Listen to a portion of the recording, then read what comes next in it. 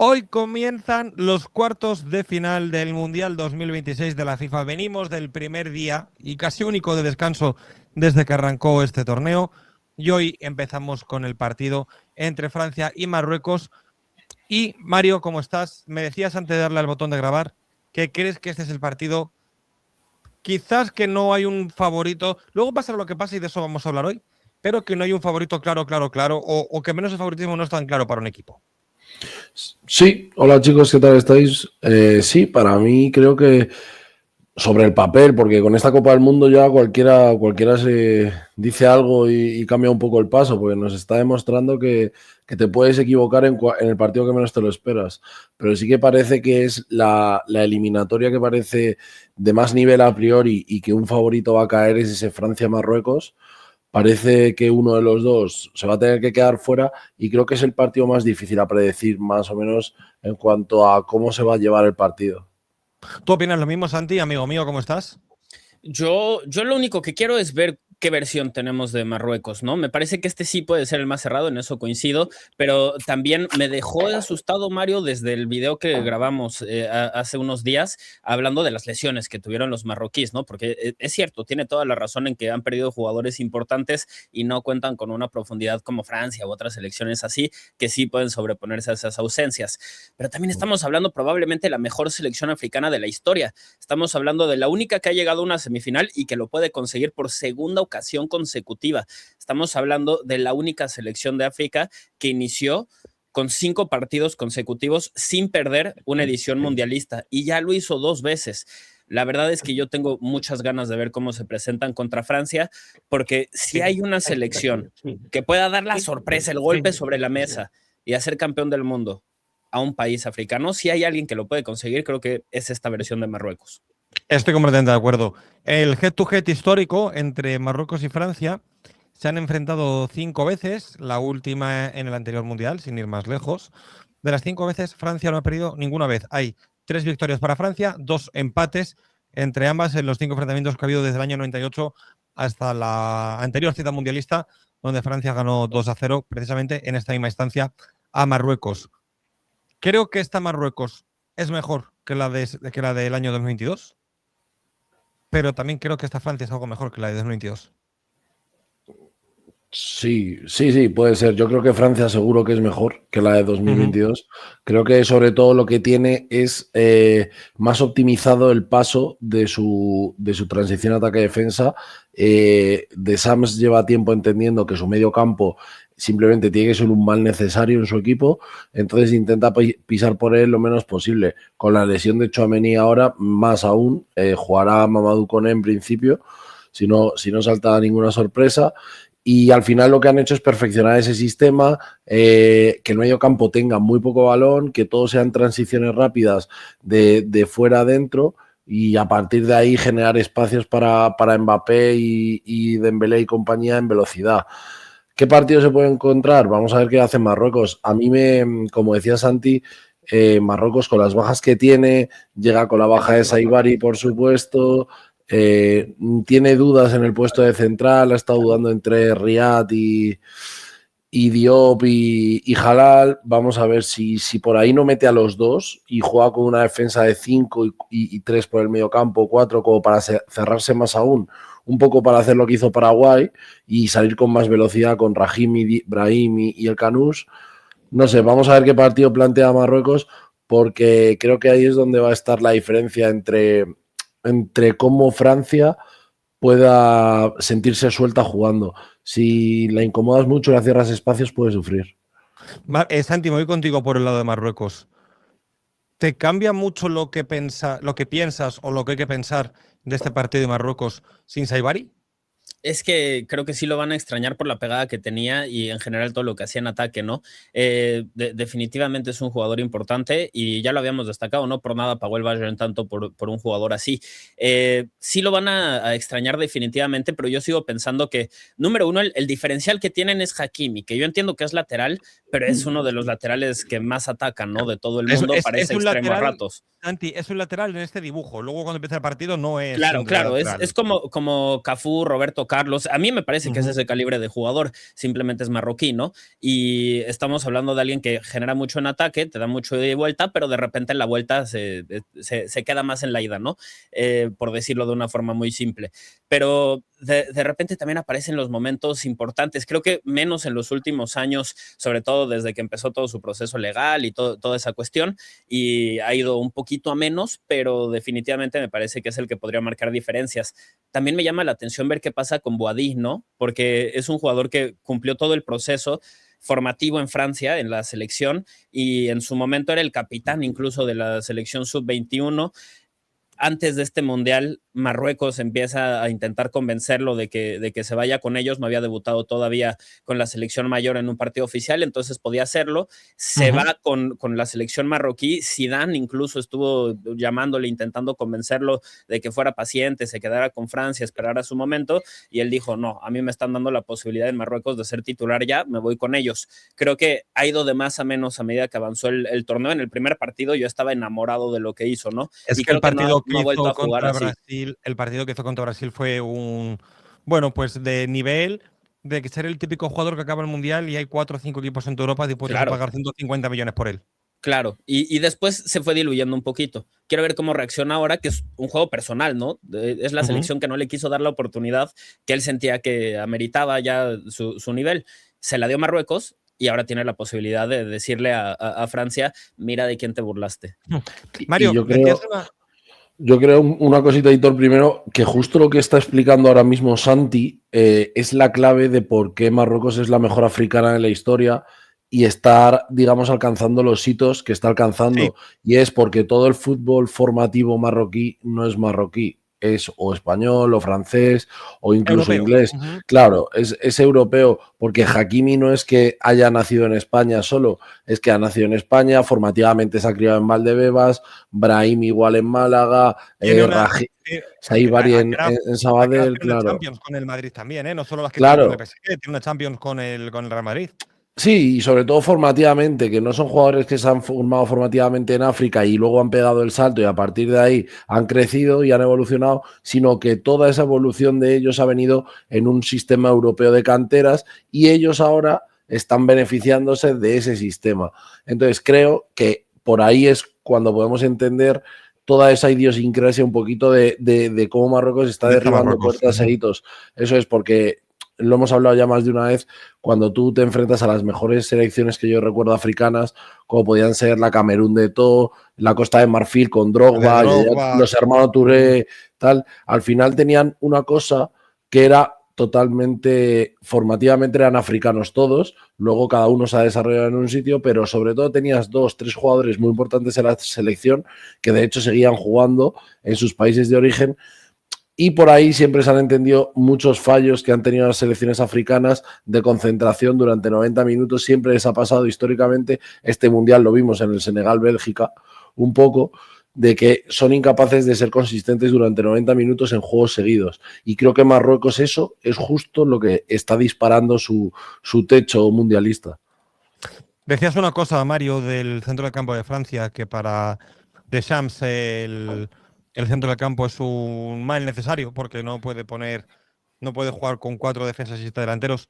Creo realmente que este partido que tiene Francia, yo voy dando ya mi predicción, creo que va a ganar, pero creo que se enfrenta a la primera selección que de verdad le puede plantar cara a cara en el tú a tú, en el medio del campo y en quitarle el balón. Y todavía no hemos visto a Francia jugar contra una selección a la que tiene que esperar un poco más, a la que le quita el balón, a la que le gana el centro del campo, porque creo que además están haciendo como mundiales opuestos Boadi y el Ainaoui. Boadi ha ido de más a menos y el Ainaoui está yendo de menos a más. El Ainaoui el otro día junto con Unai me parece quizá los 2 mejores jugadores contra Canadá. Perdón, que no me salía. Y por ahí, junto con las ayudas de Brahim Díaz, que de todo lo que le gusta cortar hacia adentro y el verso libre, que es Hakimi, Achraf Hakimi, tengo mucha curiosidad de qué pasa con ese centro del campo. Sí, a ver, para mí en principio es lo más importante del partido, saber si Marruecos va a querer seguir siendo ella misma, querer teniendo un juego combinativo, de buscar al rival, de ser propositivo, y si decide salir así en vez de a defenderse, vamos a ver cuánto sufre Francia, porque probablemente si vemos esto por triángulos, los triángulos que puedan hacer Hakimi, Ibrahim, Buadi y con Unagi, que cae mucho siempre a banda derecha y se asocia para buscar en velocidad, en este caso a Saibari, que no va a estar, entenderos que estará Rahimi. Vamos a ver cuánto sufre el triángulo formado por Rabiot, Doué, Digne. Creo que esa es la parte más débil ahora mismo de lo que es el sistema defensivo francés. Rabiot es una persona y un jugador que es absolutamente de la confianza de Deschamps, es muy táctico, tiene mucho despliegue, pero sus mejores años ya pasaron y creo que Digne no es un lateral top europeo y creo que su espalda siempre ha tenido problemas históricamente en los balones a la espalda de Digne. Vamos a ver si por ahí le pueden buscar. A partir de ahí, yo estoy de acuerdo, creo que el Ainawi va para arriba, cada vez está mejor, con más confianza, recoge mucho balón atrás y lo transporta en conducción arriba. Y Buadi, estoy un poco con lo que decía Santi. Vamos a ver si el partido de mañana no se le queda grande, si vuelve a demostrar, como hizo ante Brasil, que es un jugador hecho para la élite. Para mí es un jugador diferencial. Creo que no ha lucido tanto después del primer partido con Brasil, porque creo que también todos los equipos vas un poquito ajustando en base a ese juego que hace, pero no ha hecho un mal mundial para tener la edad que tiene, son 18, 19 años. Entonces, pues vamos a ver, y a mí tengo una duda y es qué va a pasar con el Canús. No sé si va a jugar él, si va a decidir optar por otro medio quizá más interior para apoyar al Nahui y a Buadi en el centro del campo en las transiciones con Olise. Vamos a ver por dónde sale Marruecos. Y por último, Santi, durante todo el Mundial, Francia, su progresión en cuanto a la posesión del balón es completamente ascendente. El primer partido contra Senegal tuvo el 53% de la posesión. En el partido contra Paraguay tuvo el 75% de la posesión. Es decir, la tendencia de Francia es obvia. Es verdad que siempre contra rivales de menor entidad y todo lo que queráis. Hay una tendencia obvia y precisamente se encuentra contra una selección que también le gusta tener mucho el balón. ¿Tú crees que Francia va a esperar? ¿Crees que se va a meter en esa guerra de querer tener la pelota? Yo creo, sí, Francia debería de intentar tener el balón y sobre todo si Marruecos plantea un partido de ida y vuelta con muchas llegadas, con un ritmo muy alto, creo que eso le favorece también a Francia porque sus mejores jugadores necesitan espacios para atacar. Ahí es donde brillan más, lo hemos mencionado. Se nos ha colgado Santi, me parece, ¿no? Sí. Vale, se nos ha colgado Santi. Mientras le recuperamos a nuestro amigo Santi, que estoy atento por aquí abajo. Mario, ¿tú crees que Francia se debería meter en esa guerra de ver quién se queda con el balón? Yo creo que a Francia le da igual. Creo que es el equipo de todo el torneo que más cómodo y más peligroso es sin balón.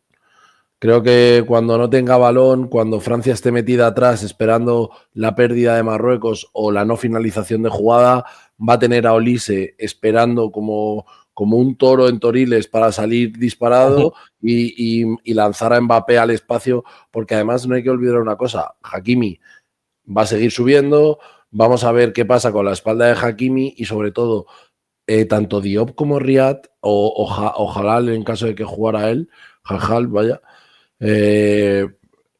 no son rápidos a la espalda. Les cuesta mucho transicionar en velocidad hacia atrás, son expeditivos pero no veloces y claro, cuando tú te enfrentas a una Francia que te puede salir constantemente viniendo en transición en velocidad con Mbappé a máxima velocidad, Dembélé y Doué, tienes que tener mucho respeto a eso porque te pueden hacer polvo.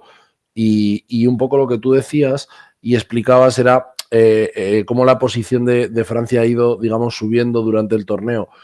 Y yo creo que se explica desde el punto de vista que cada vez los rivales le tienen más miedo debido a la capacidad goleadora, se van metiendo cada vez más atrás y ellos sufren mucho en el juego estático. El otro día con Paraguay lo vimos, tuvo que ser Doué el que con una acción brillante, digamos, consigue sacar ese penalti.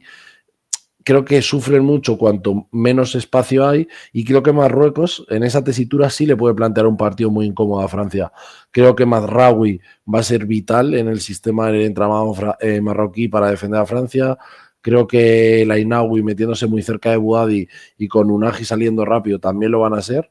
Y creo que van a ser un rival muy pegajoso para Francia que, ojito, si se te ponen por delante Marruecos, mucho ojito. Son un Mucho rival ojito. muy peligroso. Desde luego que sí que mucho ojito. ¿Quién gana, Mario?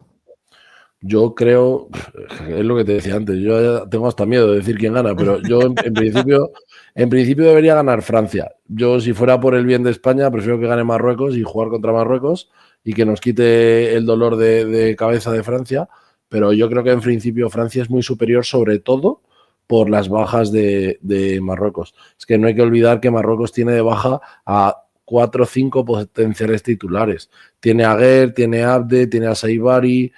Es que son muchas bajas.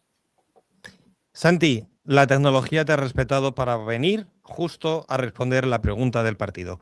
¿Quién gana, Francia o Marruecos? ¿Quieres que responda con el corazón o quieres que intente tener la razón? Normalmente son dos conceptos en ti que a veces van hasta de la mano. Va a ganar Francia, quiero que gane Marruecos, ¿no? Sí, yo estoy en lo mismo. Y Mario, no sé si lo has escuchado, pero ha dicho exactamente lo mismo. Por otro motivo, lo del corazón, porque creo que él como español, y yo como español, que estoy igual que él, prefiero en una potencial semifinal enfrentarme a Marruecos que enfrentarme a Francia. Todos. Con todo el respeto a Marruecos. O sea, sin Sí, menospreciar a nadie, pero vamos a ser coherentes. Yo no quiero ver delante de mí ni a Mbappé, ni a Dembélé, ni a Olise, ni a ninguno de estos, pero también creo que va a ganar Francia. Pero cuidado que si no, es que es a lo mejor es un poco tonto lo que voy a decir. Si no gana Francia, ¿cuál sería la sorpresa? O sea, si gana Francia, ¿cómo sería una manera sorpresiva que gane Francia? ¿Llegando a una prórroga, a unos penaltis? O viéndose superado.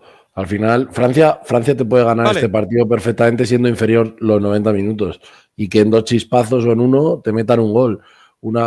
Yo me imagino un partido en principio con Ouahbi, que es el seleccionador marroquí, no traicionándose a sí mismo y buscando salida por el partido. Creo que posicionalmente la posesión la puede tener Marruecos y creo que perfectamente puede pasar que en alguna transición de defensiva a la espalda de Hakimi, buscando a Diope o la espalda de Riyad, te hagan un gol. Y entonces, para mí, yo creo que el partido que tiene que hacer Marruecos es un partido incómodo, pegajoso, y a partir de ahí intentar ganar. Es que no tiene mucho más. Y a mí, estaba mirando, cada vez que veo a Santi, estoy mirando a Santi con el pelito así suelto, media melenita, estoy viendo a Buadi. Cada vez que lo miro, estoy viendo a Buadi ahora mismo. Oye, pues hay cierto aire, Sí. Yo siempre he dicho que ese de Buadi es guapísimo, ¿no? Entonces, claro, me parece perfecto. Claro, y encima es bueno jugando al fútbol, con lo cual. No, completamente. Sigamos por orden. Viernes, España, Bélgica. España. Yo he tenido hoy, estamos grabando esto miércoles, he tenido jornada de reflexión. Y he decidido venirme arriba del todo con España. Porque creo que España tenemos todavía todo muy presente, creo que el primer partido, ¿no? Contra lo diré, contra Cabo Verde. Lo tenemos todo muy presente, es el partido contra Cabo Verde. Pero creo que España es creo que de las selecciones que hay, es de las pocas, si no la única, que más positivamente está evolucionando. Sobre todo a mejor. Y sobre todo creo que ya han dado con el 11 inicial ideal. Ya han dado con su 11 tipo. Y ya han dado con sus 2-3 siguientes cambios. Independientemente de que puedan haber lesiones o imprevistos que te hagan hacer alguna sustitución antes de tiempo, alguna sustitución que no entra dentro del librillo del partido o que bien el propio guión del partido te obliga a hacer otras cosas. Y yo, aquí, Mario, de verdad, creo que España va a ganar a Bélgica. Creo que España es muy superior a Bélgica. A mí Bélgica el otro día, el partido que tiene 1-4 contra Estados Unidos, es verdad que me parece más acierto que dominio, aunque dominaron, pero tuvieron mucho más acierto que dominio del partido. Pero yo de verdad que veo a España realmente superior, que ya saben quiénes son, ya saben qué quieren ser, ya saben qué quieren jugar, a pesar del horrible mundial que está haciendo Pedri. Sí, yo creo que hay muchas lecturas. Creo que, por ejemplo, España, como has dicho, está evolucionando durante todo el torneo hacia algo, sea lo que sea, pero está evolucionando. Creo que Luis de la Fuente está encontrando cada día una teclita más que va ajustando y apretando esa tuerca y el equipo va mejorando. Creo que Bélgica el otro día gana y pasa porque creo que se aprovecha un poco de toda la situación de Estados Unidos, la presión que ellos podían tener, todo lo que pasó con Balogun. Creo que Estados Unidos salió muy imprecisa al campo, Bélgica salió con mucho aplomo y con esta rabia que te da que todo el sistema esté contra ti, y a partir de ahí dominó absolutamente y maniató a Estados Unidos en un partido terrible de los americanos. Pero quitando eso, creo que esta España tiene cada vez más aires de 2010. Creo que en la España de 2010 se parece mucho a esta en el sentido, no en el juego, no en los jugadores, sí que creo que se parece en que llegó con dudas por las lesiones en aquel momento de Torres, Villa llegaba medio tocado, hubo que meter aquel doble pivote con Xabi Alonso y con Iniesta, acuérdate Busquets. que vino de un año casi entero lesionado. Efectivamente, de hecho Iniesta hay muchas dudas de que pudiera jugar la final, Silva llegó al final tocado también, el único que llegaba en plenitud en aquel mundial era Pedrito. Entonces creo que un poco se asemeja a esta. Creo que aquella España no pudo mostrar su mejor nivel como se había hecho en la Eurocopa de 2008 y creo que esta España es exactamente igual. Digamos que su prime a nivel juego llegó en esta Eurocopa de 2024 y ahora está haciendo un ejercicio de contener los mínimos errores. Creo que está sin perder la pelota. Es muy difícil hacerlo ocasiones a España, muy, muy difícil, porque no pierde la pelota y cuando lo pierde, Laporte y Cubarsí están ganando duelos casi a 40 metros de portería. España es el equipo que más lejos tiene su primer defensor de Unai Simón, casi 35 metros. Luego, es el equipo que más pronto recupera, solo permite 8 pases por posesión al rival. Es una salvajada eso. O sea, estamos hablando de que cada vez que el rival tiene el balón, España solo le permite 8 pases. Eso es una barbaridad.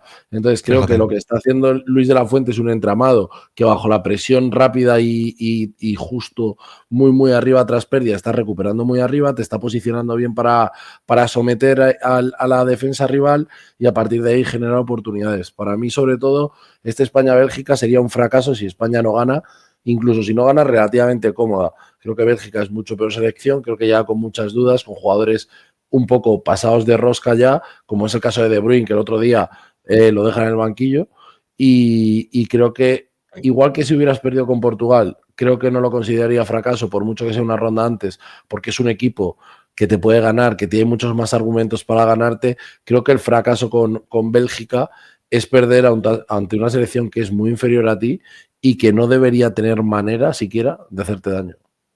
¿Dónde estás tú con todo esto que dice Mario, Santi? Porque a mí esta última parte que acaba de decir de perder en cuartos, o sea, perder en octavos contra Portugal no es un fracaso, por la ronda sí, sí por el rival, y aquí es todo lo contrario. Aquí es por contra quién pierdes y en qué ronda, contra una muy venida menos Bélgica, que estamos viendo ya los últimos coletazos de una generación que a todos creo que nos ha gustado mucho. Creo que lo veo más o menos de la misma forma.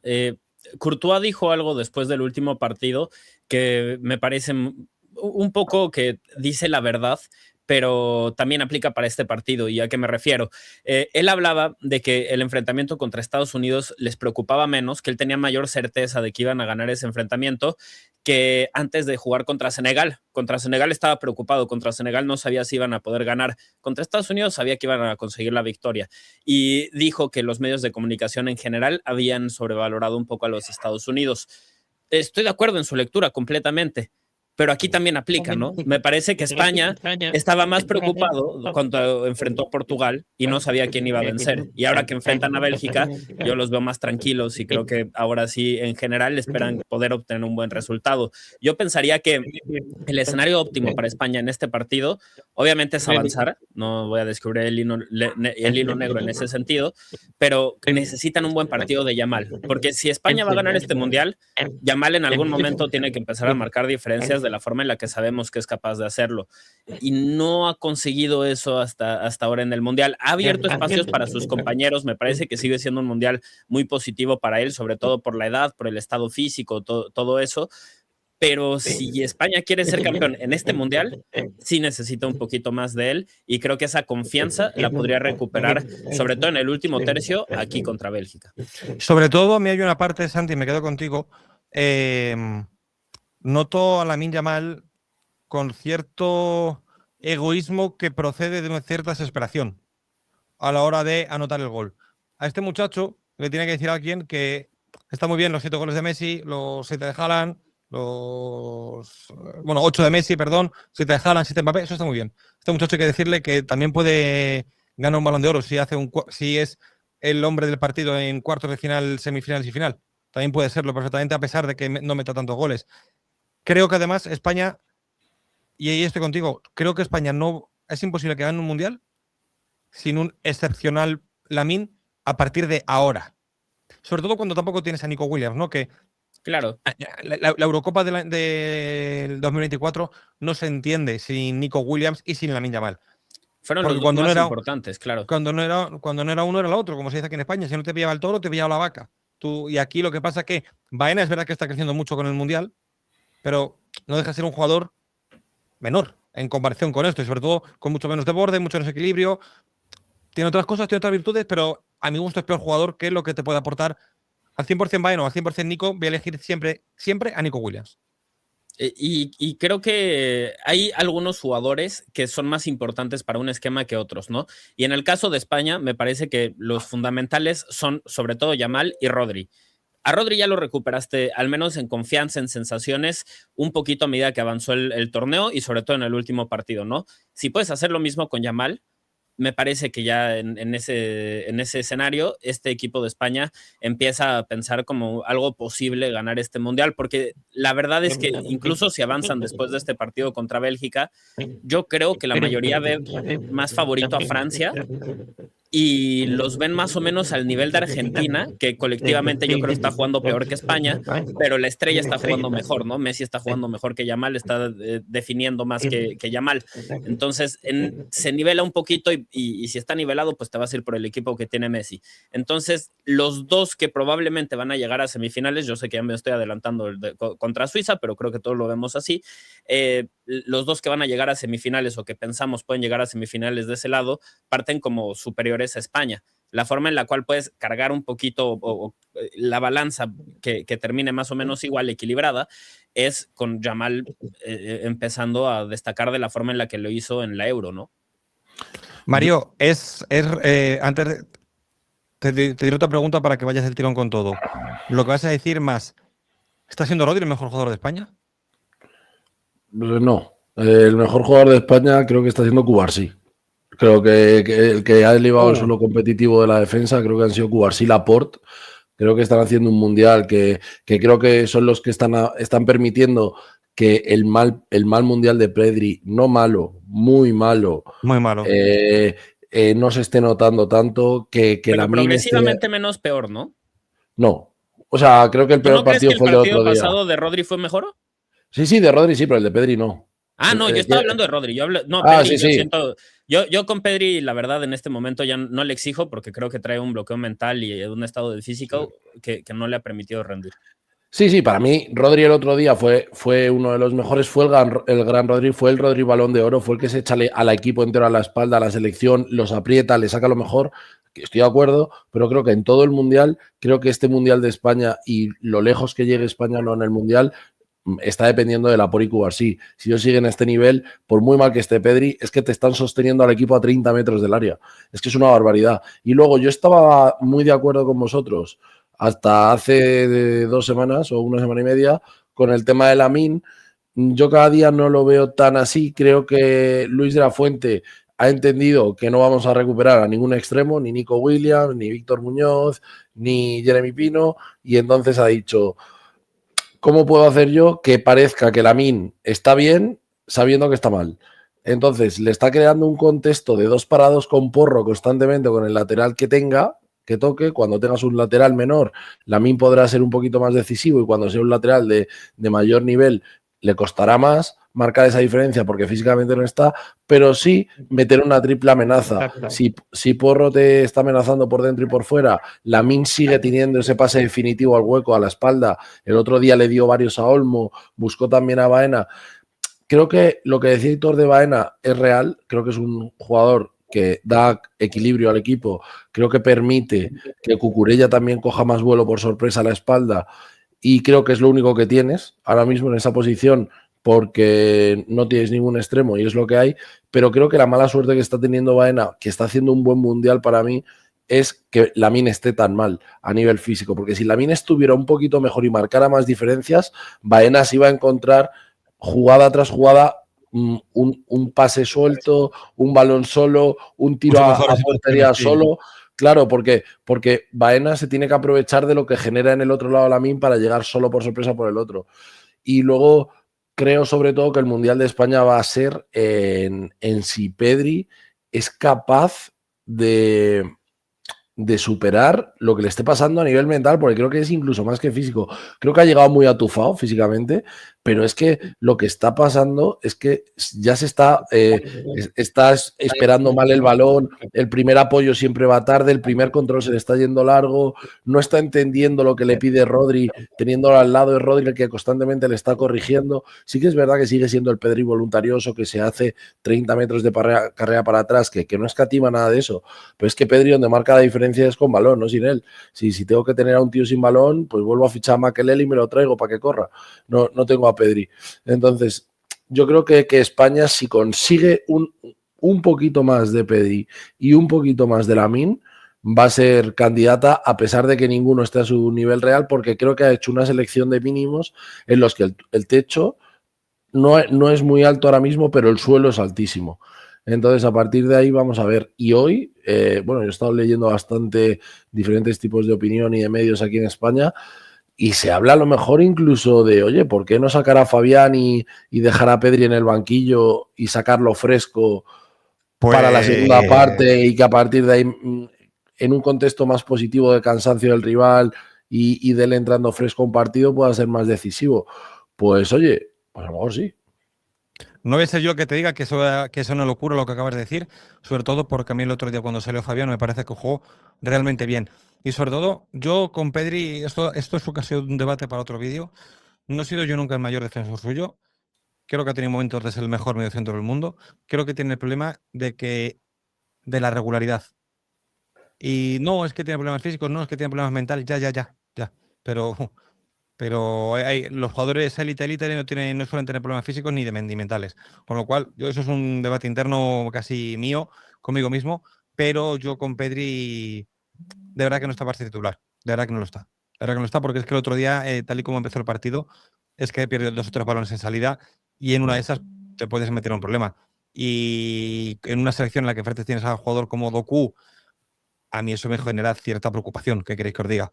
Por Bélgica, poco más. Su mejor jugador es el portero. Y para meter gol, vamos a tener que empujarla debajo del larguero. Es lo único que va a poder hacer España. Sí. Va a ser un juego interesante también por como la racha en la que llega cada uno de estos equipos, ¿no? Porque España tiene 6 eliminatorias consecutivas que resuelve de forma exitosa desde la Euro, ¿no? También sumando lo que han hecho en este Mundial. En ese sentido, De La Fuente creo que ha hecho muy bien las cosas planteando los partidos que son de matar o morir, ¿no? Y en el caso de Bélgica, llegan también con una racha de 18 partidos con Rudy García sin perder. Entonces, alguno de estos dos va a hacer algo que no ha pasado en mucho tiempo, que es perder en una de estas instancias. Sí, yo creo sobre todo que lo que hace peligroso este partido es que Bélgica va sin ningún tipo de presión. Es decir, Bélgica sabe que ha llegado aquí casi de milagro después de lo de Senegal y luego se ha sentido un poco con el sistema detrás persiguiéndole por el tema de Balogun. Está viendo esta ronda como un regalo y cuando tú tienes un equipo que aunque no esté en su mejor momento, sigue teniendo jugadores muy peligrosos, sobre todo al espacio como Trossard, como Doku, como De Ketelaere, bueno, pueden ser muy peligrosos. Lo que decía Hitor no es ninguna tontería. Si a Pedri le da por salir como contra Portugal y meterse 3 pérdidas a 30-40 metros, ya no tienes a Cristiano que te la corre con 41 años, tienes a Doku que va a salir, vamos, te va a decir, estos pies no son míos y va a salir dejando huellas en el césped. Entonces, a partir de ahí se te puede complicar mucho el partido. Y yo lo que veo con Courtois es que va a haber que pegarle con un tanque al tío para meterle un gol, ¿no? Creo que es la única certeza de este equipo. Entonces vamos a ver cuánto inspira esta España, que el otro que le viene costando en el Mundial convertir gol para todo lo que está generando. El otro día sí que es verdad que equiparó un poco más ese registro. Vamos a ver el viernes. ¿Estamos los 3 con que gana España? Sí. Sí. Sí, me parece que sí. El primer partido que se juega por el otro lado del cuadro, Inglaterra contra Noruega, que a mí me parece, no sé por qué, es verdad que Francia y Marruecos espero que a lo mejor pueda haber más sorpresa, pero me parece que este Este es el partido más tiene... nivelado. Este sí, es el más nivelado y me parece más que tiene, Santi, un morbo bestial. Tiene un morbo en este partido por cómo llega Haaland, sobre todo por cómo han llegado estas dos selecciones a este momento, ¿no?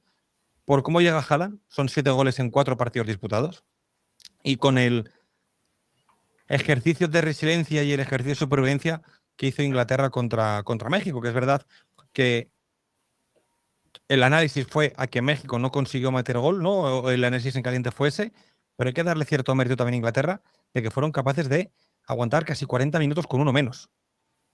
No, completamente de acuerdo. Además, seguimos viendo la mejor versión de Bellingham en toda la temporada, ¿no? Con el Madrid no jugó así. Sin duda. Entonces, no podemos Santi, descartarlos. Tienen a Bellingham y a Kane, que son te dos digo más. jugadores de clase mundial que pueden definir cualquier partido de cualquier torneo contra cualquier rival. Te digo más. No es el mejor momento de Bellingham del año. Es el mejor momento de Bellingham de los últimos 2 años.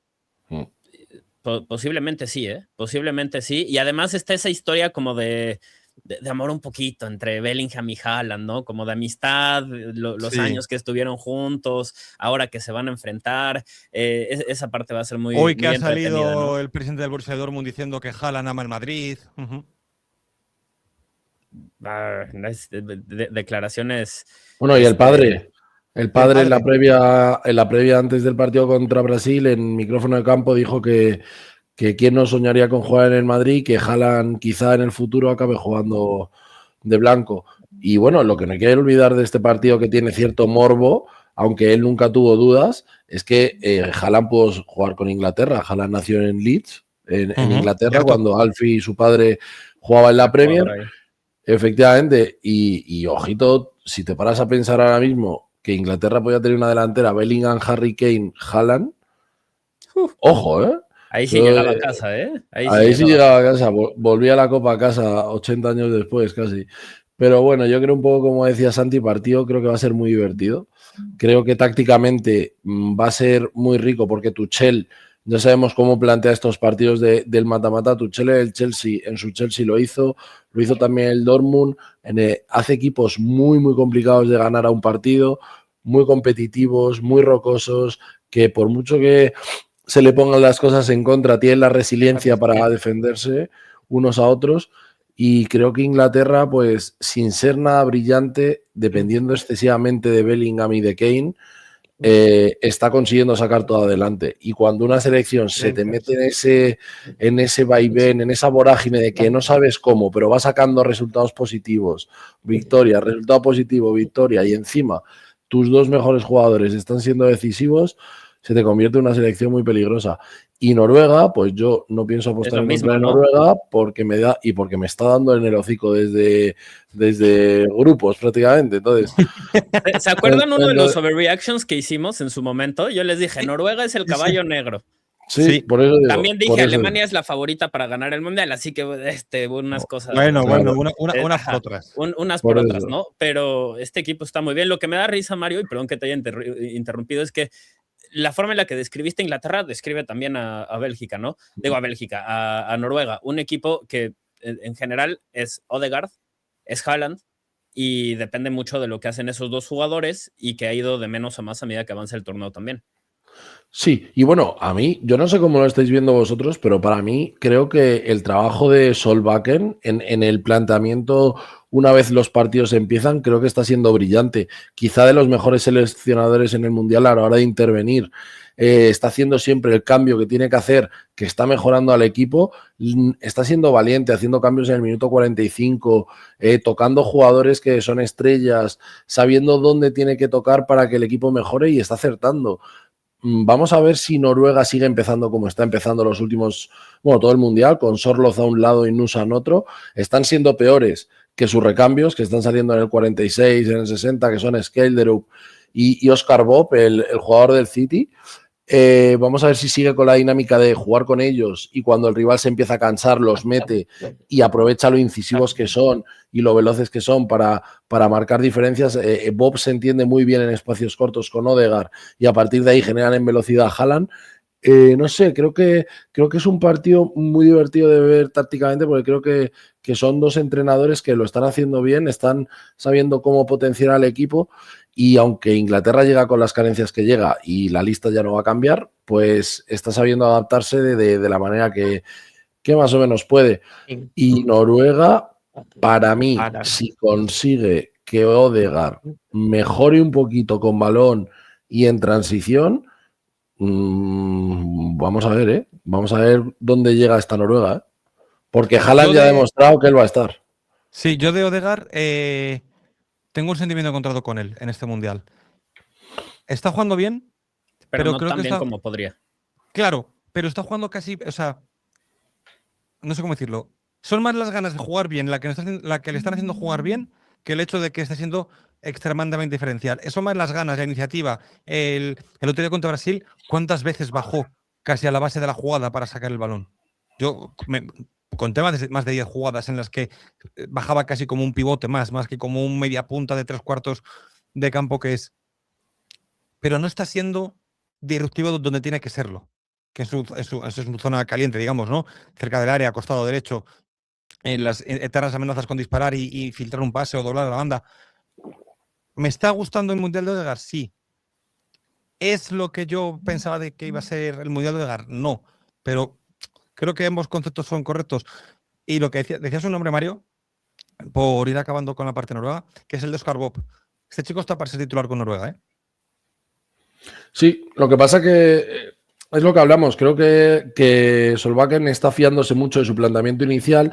Creo que usa Sorloth para quitarle presión a Haaland y para que alguien entre con velocidades de atrás. Y el juego aéreo de Noruega, cuando tiene a Haaland y a Sorloth, es una pasada. O sea, tienes a dos tíos de casi 2 metros que saltan como si fueran un dragón, que te bajan del techo, te descuelgan lo que sea. Y claro, es que ganas mucho. Y luego contra Inglaterra te va a venir bien eso, sobre todo para defenderte también. Entonces yo creo que Oscar Bob, cuando el rival ya está cansado, cuando no puede marcar tantas diferencias, él se crece, se hace muy grande, es eléctrico, es un jugador de una velocidad en espacios cortos tremenda. Y solo por rematar lo que decíais de Odegaard, a mí el otro día con Santi hablando de esto, me preguntaba y me decía, Santi, ¿tú crees que este es el mejor Odegaard que has visto? Y le dije, es que, ¿o cómo ves a Odegaard? Para mí está haciendo un mal mundial, porque a Odegaard creo que hay que juzgarle con balón, no sin balón. Creo que está siendo un gran líder, creo que a nivel liderazgo, de echarse el equipo a la espalda, de ser voluntarioso, como tú decías, intentar cosas, lo está haciendo muy bien, ¿vale? Y creo que está siendo el Odegaard más líder que hemos visto desde que se empezaron a ver las expectativas de gran jugador que hubo con 17 años, pero creo que a nivel futbolístico está muy lejos del mejor Odegaard. Creo que la lesión del 2024, cuando le elige mejor jugador de la Premier, lo mata. Ha perdido mucha versatilidad, mucha velocidad, ha perdido mucha electricidad, ha perdido mucha confianza debido a esta lesión que le está haciendo parar cada 2x3. Entonces no encuentra la conducción esa que tenía Odegaard en la Real Sociedad con balón, batiendo líneas y buscando el pase en profundo. Creo que se está convirtiendo en otro tipo de jugador, pero está en esa transición hasta hacerlo y entender que ya no tiene las capacidades que tenía antes. Entonces creo que estamos viendo un mal Odegaard por eso, pero un muy buen líder, porque independientemente de lo acertado que está haciendo todo para intentar poner a su equipo en la disposición de ganar. Y eso creo que tiene que ser muy, muy bancable porque es justo lo que le está faltando a Pedri, que está siendo un mal líder porque no está haciéndolo. Entonces creo que Odegaard, aun estando mal con balón, se está erigiendo como un líder a partir de todo lo demás. Y yo creo que le ha tocado jugar como otro rol también, ¿no? Porque aquí Haaland es el jugador que realmente tiene el peso en el ataque y a Odegaard le han pedido más un poco un rol de sacrificio y eso lo ha terminado dando también. Y me parece que si comparamos a Odegaard, tomando en cuenta lo que acaba de decir Mario y el rol que está desempeñando, el contexto, si lo comparamos a lo que habíamos visto del antes, pues nos vamos a quedar decepcionados. Pero si solo lo analizamos basado en lo que nos ha dado en el torneo y lo que necesita Noruega, creo que ha sido un buen torneo a secas, donde simplemente entendió que tampoco es la estrella de este equipo y la estrella tiene que ser Haaland. Pero dentro de todo esto, jugando en un rol de repente un poquito más retrasado y todo, tiene 3 asistencias. Se ha generado cierto peligro en ataque, simplemente pues no es ese jugador que fue el mejor de la Premier, que es para muchos la mejor liga del mundo, ¿no? Sí, totalmente, totalmente. Y bueno, no hay que olvidar, ahora que estamos analizando un poquito a Noruega por encima, muy importante el partido que hizo Nyland el último día. Nyland Bueno, es un portero que llega con dudas al Mundial, que era suplente en el Sevilla, y es, vaya, con poco ruedo en el año. Bueno, de hecho, se habló de que el portero titular del Bodo Glimt, que nunca aprenderé a decir bien el Bodo final, Glimt, pero ese, ¿no? Bodo Glimt, eso es, el portero, querían nacionalizarlo en noruego para que fuera el titular en este Mundial. Al final no se ha podido hacer y demás, y ha sido Nyland. Para mí muy importante, porque el partido que hace contra Brasil es escandaloso lo que para a nivel de ser decisivo, de seguridad que le da a la defensa, y teniendo delante una delantera con Harry Kane y Bellingham, que vienen los dos en racha, uno con 5 o 6 goles y el otro con 4, partido de altura ahí. Creo que hay un duelo muy bonito, porque creo que hay muchos jugadores que llegan en un muy buen momento. Sí. Y por el lado de Inglaterra, Santi y Mario, yo viendo aquí la alineación de Inglaterra, me parece que está todo muy bien y que hay cosas muy decididas, pero me parece que tienen un problema muy serio, más aún con la expulsión el otro día De Spence. de Mensah, Ujú. ¿no? Sí, de Cuenca, sí. De Cuenca, perdón. Claro, yo no sé si va a salir de lateral derecho Spence James, yo tengo muchas dudas de que vaya a salir, y a mí lo que me parece más natural es que vaya a jugar Konsa a la derecha y que quizás juegue central Stones, pero aún así se me sigue quedando una defensa cortita, o sea, Yo ya estoy realmente harto de corta. decirlo, pero me parece un ridículo que tengamos ese problema en Inglaterra cuando Alexander Arnold está en su casa Sí, tomando cafecito y viendo el Mundial, ¿no? sí. Sí. A ver, la lista de Tuchel ha sido muy discutida, ya no solo por los Palmer, Foden y demás, sino porque es que se llevó a un lateral derecho solo como es Rick James, que todos Lesionado. sabíamos que se iba a lesionar. Es que lo Claro. sabíamos, Sí, pues, porque se lleva lesionando. Es un jugador toda su diferencial cuando vida. está en el campo, pero es que se lesiona, juega 3 partidos y se lesiona. Entonces, claro, lo que no tiene sentido es no tener un lateral suplente, y sobre todo es que tienes centrales, entre muchas comillas, que pueden jugar en ese lateral o como Spence, que se puede cambiar de banda, pero es que son muy altos, y salir Pero a 30, a 40 metros a Mario, defender es muy difícil. que puedan jugar no significa que jueguen bien ahí. Sí, claro, por Eh, supuesto, pero es que encima no son. A ver, para hacer un símil, Pubil, ¿vale? Puede ser lateral derecho, de hecho es lateral derecho de formación. Luego se ha elegido en un grandísimo central, pero Pubil tiene un centro bajo, al final mide un 83, un 84, tiene un centro bajo. Es Es que, rápido. claro, Cuenca, Spence, si metes a Concha, son tíos de 1,90 con la cadera de mi abuela a estas alturas ya de la vida. Entonces, van a sufrir mucho si te engancha un Skelderup, un Oscar Bob, un Nusa a 35 metros de portería. Es que lo normal es que lo destrocen. Encima, el lateral de ese lado, el extremo de ese lado es el que menos baja, que suele ser Saka, si está en el campo. Porque sí que es verdad que Madueke es más voluntarioso y Gordon por el otro lado también, pero Saka sí que es verdad que ya sabemos que le cuesta volver para atrás. Entonces, no lo sé. Y luego, un problema que va a tener Inglaterra y no menor es que tanto Way, Declan Rice, Bellingham y O'Reilly están en una tarjeta amarilla de perderse la semi. Si van a tener que compensar todo este lado derecho, tanto Rice como Bellingham tienen que tener un cuidadito en meter la pierna, en ponerse chulos con el árbitro en 2 protestas. Hay que tener, o sea, es que te pierdes una semi de mundial, que a lo mejor no vuelves a jugar el mundial y Ujú. no llegas a esta altura. Entonces, parece una tontería, pero yo creo que eso puede marcar ciertos duelos que caigan del lado noruego. Vamos a ver, y yo solo hay una duda que tengo con esto, y es si va a meter a Declan Rice de lateral derecho. Lo Justo, probó. literal estaba a punto de plantear eso. Literal estaba a punto de ¡Guau! plantearles esa idea, si no lo considerarían, porque Sí, Rice yo creo que es el mejor lateral que tienen. lo probó el otro día un rato con México, y Y se lo vio bien. probó, sí, y lo probó el otro día también el En el partido juego anterior a anterior México, también. que no me acuerdo con quién fue, pero lo probó durante 10 minutos, que justo remontaron y ya lo volvió a poner al medio. Para mí, cuando ha jugado en el Arsenal en esa posición, pues lo ha hecho mal este año, pero claro, lo que te pide el Arsenal no es lo que te pide ahora mismo Inglaterra. Y teniendo a Harry Kane y a Bellingham, pues es mucho más fácil jugar de lateral con el balón, con el pie que tiene Declan Rice, que les puede buscar en velocidad. Entonces, Para mí la única duda de si le pega de lateral es que con esa amarilla vas a tener que intentar que no tenga ningún duelo 1-1. Claro. Porque claro. como pierdas a Declan Rice, has perdido a tu bastión en el mediocampo. Entonces vamos a ver. Dicho lo cual, ¿quién gana, Mario?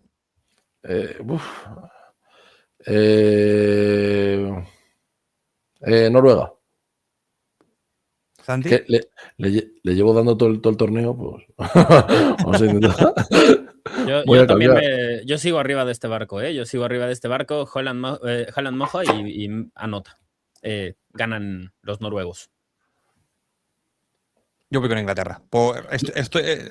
Si hubierais dicho uno Noruega y otro Inglaterra, yo hubiera hecho Noruega, ¿eh? De verdad, digo Inglaterra por llevar a Tijo delante. Creo que si tuviera que apostar dinero, apostado que ganaba Noruega. Yo he dicho Noruega porque me están dando todo el mundial y me están cerrando la boca. Entonces voy a ir con ellos a ver qué pasa. Pero yo realmente, yo pienso que en un partido de mínimos, de verdad, la profundidad del banquillo que tiene Inglaterra, cuando pueda meter en el campo a Rashford, cuando pueda meter a Madueke, cuando pueda meter a un jugador entre líneas, que no lo tiene, pero bueno, más o menos, esa diferencia creo que es la que puede hacer que Noruega se caiga un poco, sobre todo atrás, porque el medio campo de Noruega es muy difícil cambiarlo. El Berge, Odegaard es prácticamente la columna vertebral de ese equipo. Si le quitas a uno, se te cae al suelo el equipo.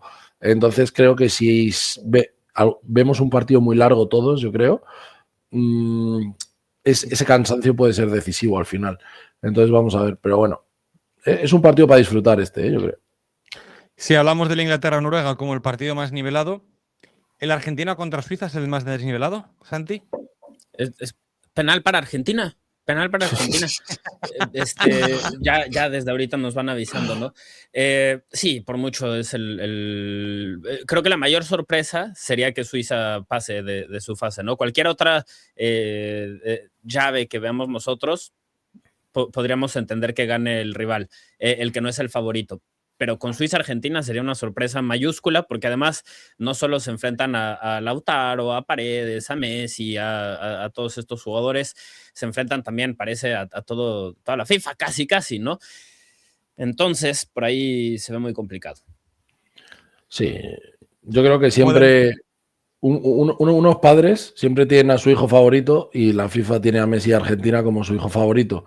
Entonces, es que leía hoy de pasada, no me acuerdo exactamente, creo que eran 12 penaltis en los últimos 8 partidos, en un mundial. El Real Madrid, que gana 4 Copas de Europa en 5 años, recibe 12 penaltis en 75 partidos.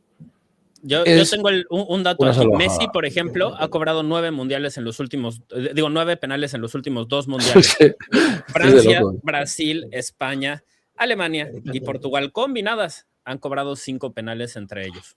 Sí, wow. Es absolutamente loquísimo. Y luego vayan a buscar los penales también. Vean el de Polonia, por ejemplo, el empujoncito ahí que no hubo absolutamente nada. Vean el de Di María que se tira. Hasta Di María no podía acertar que era penal cuando lo entrevistaron en el documental, sí. ¿No? Exactamente. Y si ese es penal, pues entonces era triple penal el de Salah contra Argentina en el último partido, ¿no? Sí, yo creo que... Es que yo solo una cosa, porque creo que este partido no merece mucho... Bueno, sí lo merece, pero creo que el debate o el análisis no está tanto quizá aquí en el campo donde hay 22 jugadores, creo que está fuera. Yo siempre soy una persona que me he negado a pensar en favoritismo. Intento pensar siempre en la objetividad del fútbol. Porque si empiezo a pensar que no, dejo de verlo. Porque si no, pero no esto, el deporte en general, me pasa lo mismo con la NFL o con la NBA. Si empiezo a pensar que hay favoritismos, empiezo a dejar de verlo porque me pasa con la WWE. Yo me desencanto de la WWE cuando de pequeño yo defendía que no está organizado. Te das cuenta mayor que está todo organizado, dejo de verlo. ¿No? Porque para ver cosas que estén organizadas, creo que hay películas y series mejores que el deporte.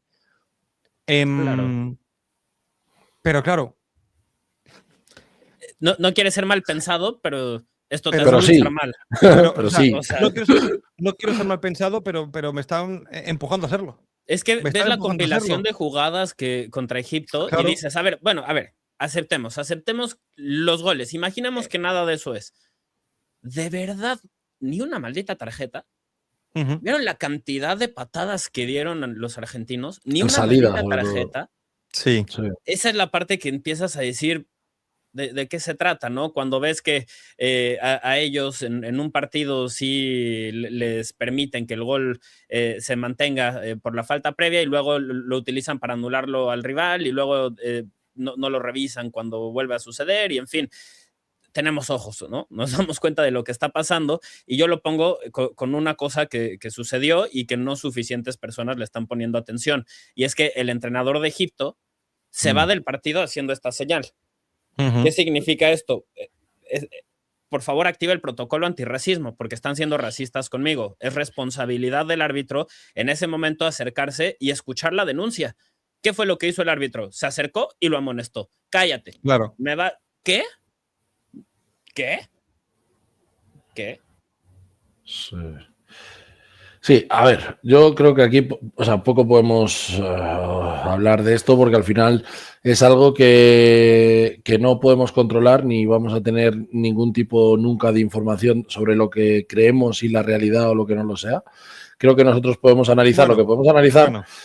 Yo creo que cuando lo sabremos, ¿sabes cuándo es? Pues igual que lo de Negreira, todas estas cosas, 25 años después. Entonces, pero tú imagínate, si dentro de 25 años nos dicen que es que Infantino o la FIFA prevaricó para que Argentina ganara un mundial y luego ya sabemos lo que ha pasado con Negreira, joder, pues a lo mejor hay que hablar de la carrera de Messi que ha pasado para que haya ganado tantos años con dos corruptelas deportivas a sus espaldas. Bueno, no quiero pensar eso, como dice Hitor, vamos a intentar ser un poquito mejor pensados, aunque no lo veamos muy claro, pero hasta que no salga la noticia de que son predicadores.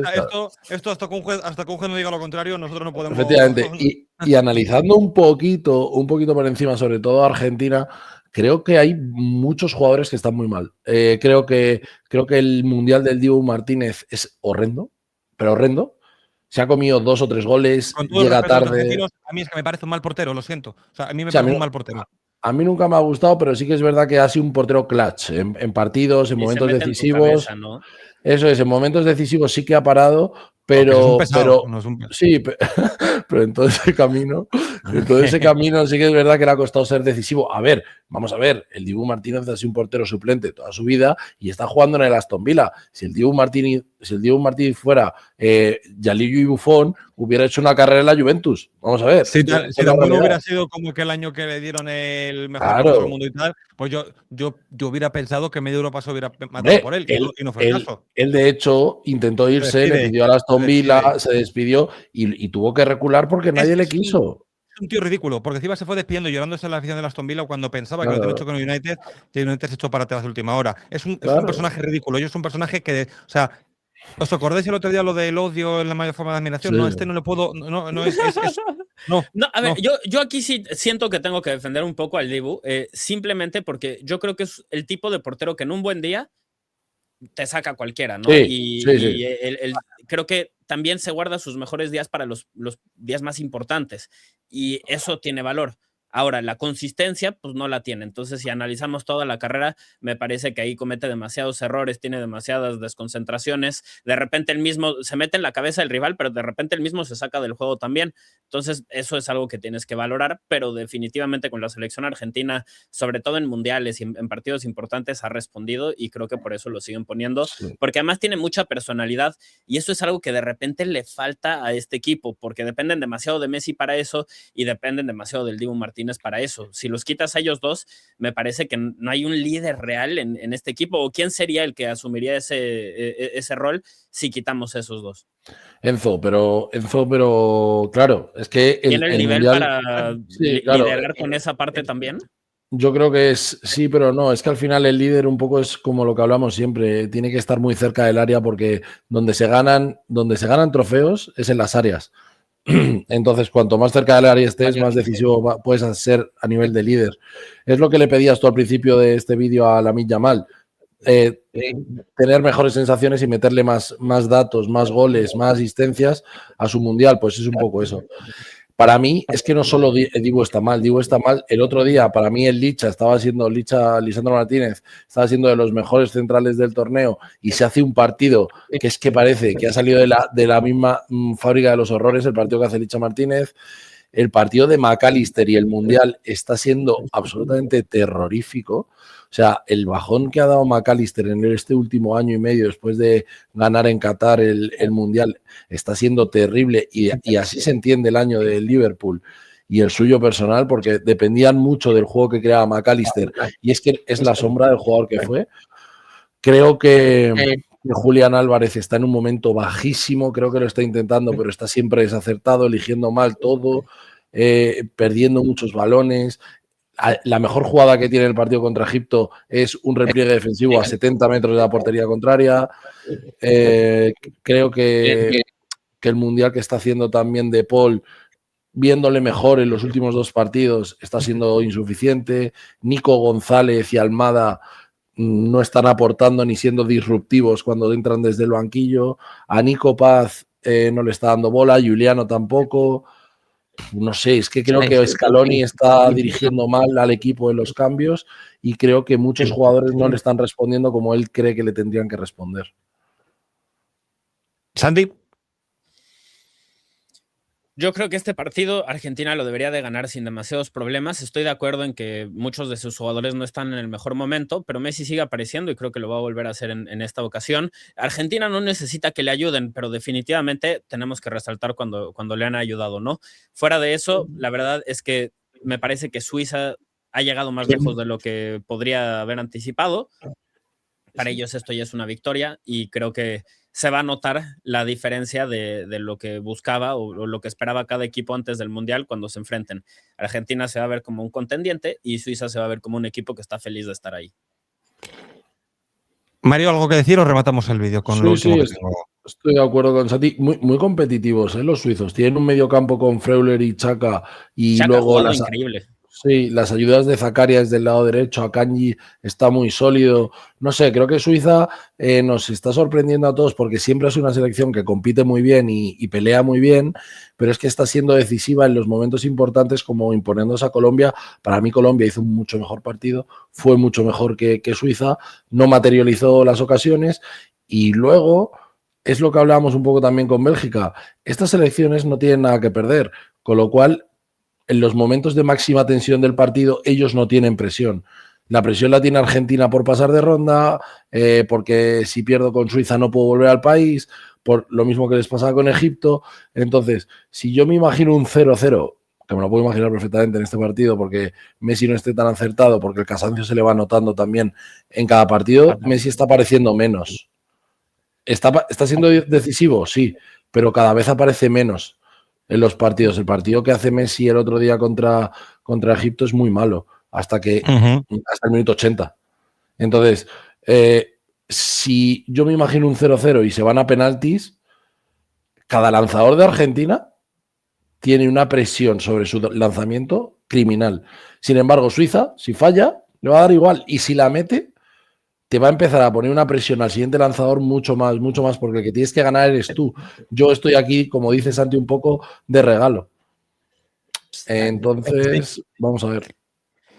Que esto quedaría una España-Francia y un Noruega-Argentina. ¿Cuál sería vuestra final? ¿Cómo? Que de ser así lo que hemos hablado, esto no vamos a hacer previa, sino vamos a ver qué acertamos y qué fallamos de aquí en adelante en cada ronda. Esto nos quedaría por un lado del cuadro España-Francia y por el otro Noruega-Argentina.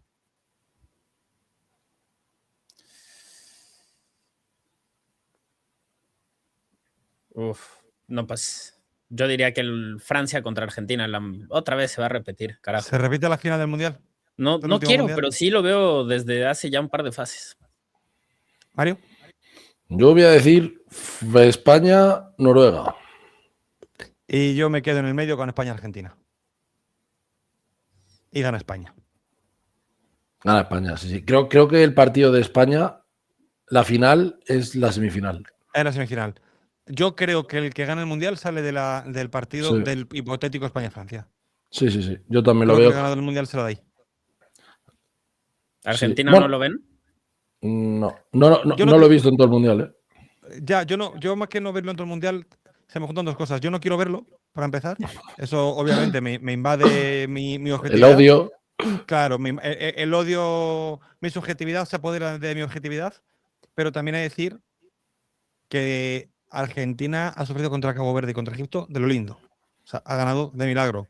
Y estamos hartos de ver en muchos deportes, en muchos torneos eliminatorios, que si tú llegas con agua al cuello contra equipos de medio pelo como son, lo diré, Egipto y. Egipto y Cabo Verde, Sí. cuando llegue uno de un poquito más de enjundia, te suele mandar a la calle. Sí, a ver, lo normal es justo eso. O sea, Argentina no se está guardando nada. Simplemente lo que tiene le está dando para pasar apenas. Sí. Entonces, sí. si tú hay un momento dado en el que te encuentras un rival que te puede mirar un poco más de tú a la cara y está un pelito más acertado, a Inglaterra no le vas a levantar un 2-0 en el minuto 80. Lo compro al 100%. Entonces, Mario, gracias por este rato, amigo mío. A vosotros, chicos. Y Santi, siempre es un gusto tenerte por aquí, hermano. Abrazo. Y a todos, como siempre, dejadnos por comentarios quiénes queréis que pasen estos cuartos de final, cuáles son vuestras semifinales, cuáles son vuestra final. Argentinos, no os enfadéis. De hecho, al revés, tendréis que regodearos de nosotros desgraciados que no entendemos lo que vosotros vivís. Pero disfrutemos de los pocos partidos mundiales que nos quedan, que hoy ha sido el primer día sin mundial después de 28 días de partidos de 28 días consecutivos habiendo partidos. Dejad vuestro like, suscribíos y que seáis muy felices. Chao a todos.